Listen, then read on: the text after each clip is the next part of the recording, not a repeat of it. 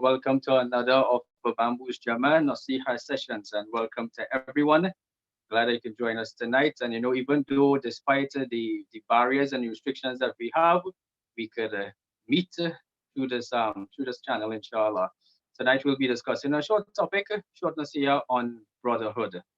Allah says in Quran, in Surah Hujurat, chapter number 49, verse number 10, that innamal mu'minuna ikhwa, that indeed the brothers or the mu'minun and the believers, they are all brothers.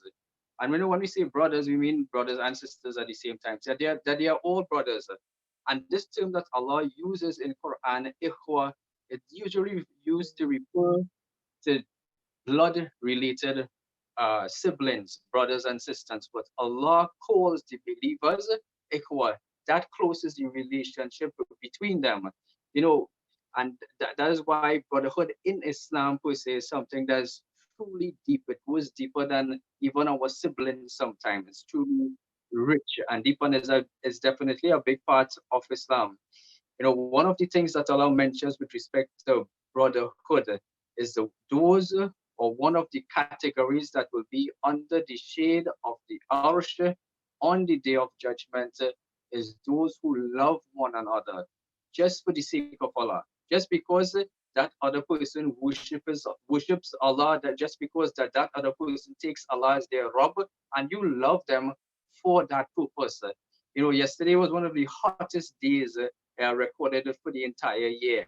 And on the day of judgment, we do know that it will be a day when there will be no other shade except the shade of Allah. And one of the categories of people that will be under that shade are those that love one another just for the sake of Allah.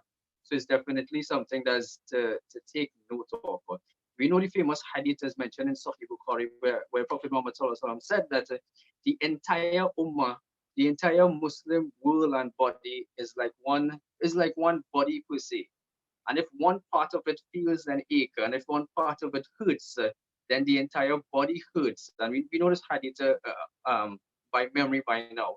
And it serves to say that if something happens to one part of our body, just the other day I had my hand was not hurting, so everything I did, the rest of it, I would walk in a certain way so I wouldn't bounce into things with my hand.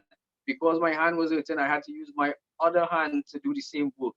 So the Muslim Ummah is like that. The brotherhood within the Muslim Ummah is like that. That if one person in the Jamaah or with one person in the community feels hurt or is under some kind of stress, that the rest of the Ummah is first aware of it.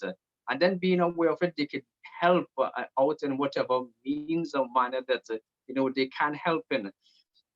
Because this is something that is special and significant to Islam, we know that the devil is always there to disrupt, to cause havoc and things like this.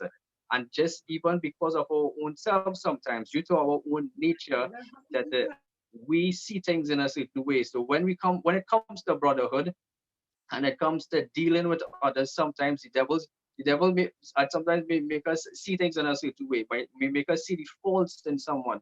Due to our own nature, sometimes we nitpick and we tend to look at the faults in someone rather than the good that we can see in someone.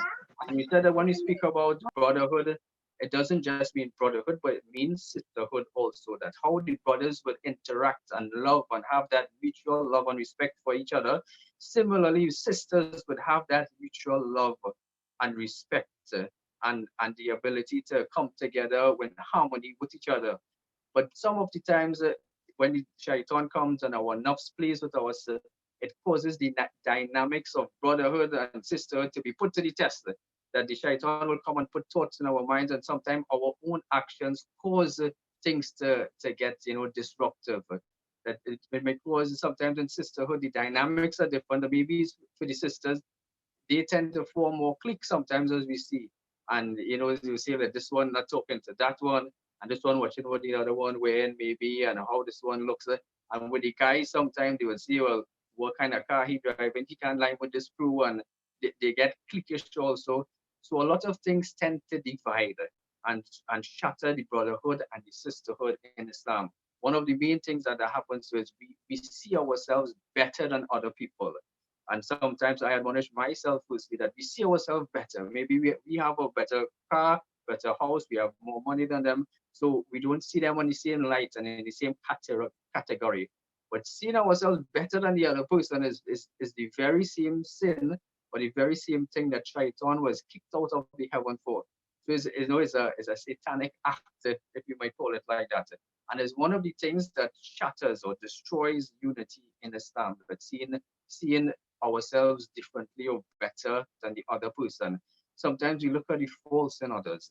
Sometimes we like to pick out the faults in others. And what we could say is that sometimes that one fault where we might see in one person, maybe they have 50, 100 things that we can see that they're actually doing way better than us.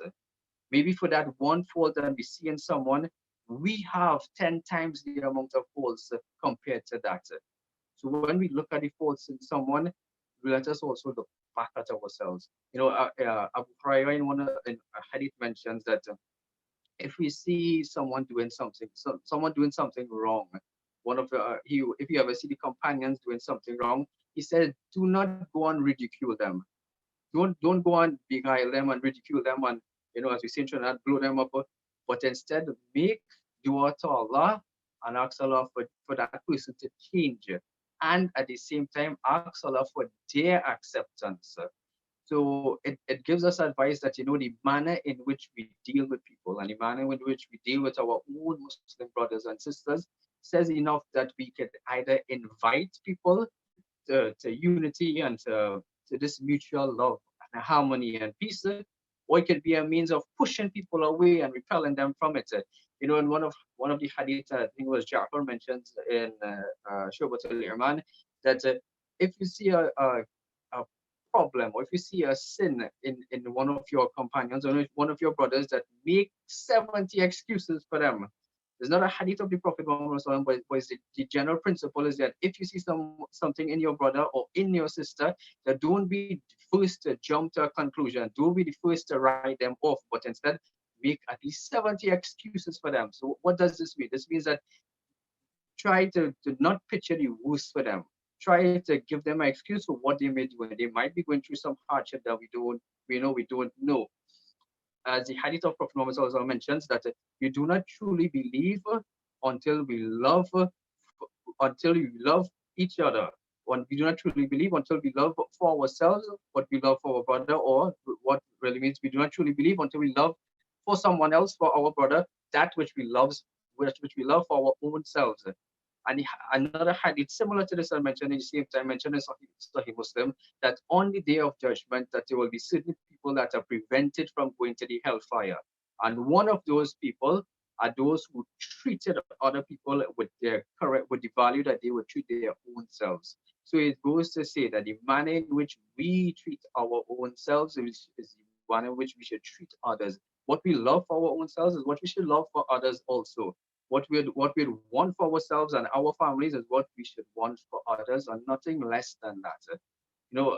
Hadith of the Prophet Muhammad also mentions that those who have a mutual love, and when we say mutual love, it doesn't mean love between husband and wife, but it means that mutual love.